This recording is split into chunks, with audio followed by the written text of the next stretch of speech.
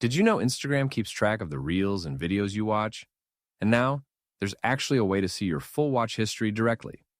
I'll show you how to view, manage, and even delete your Instagram watch history. First, open the Instagram app. Once you're inside the app, tap on your profile picture in the bottom right corner of the screen. Now tap the three horizontal lines in the top right corner to open the menu. From here, scroll down a little and tap on your activity.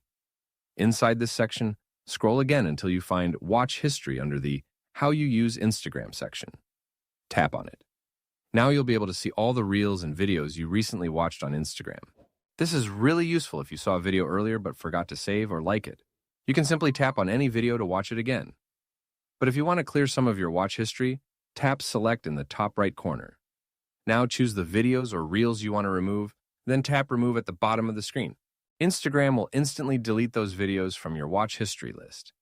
This feature is especially helpful if you want more privacy, cleaner recommendations, or just want to remove videos you accidentally watched.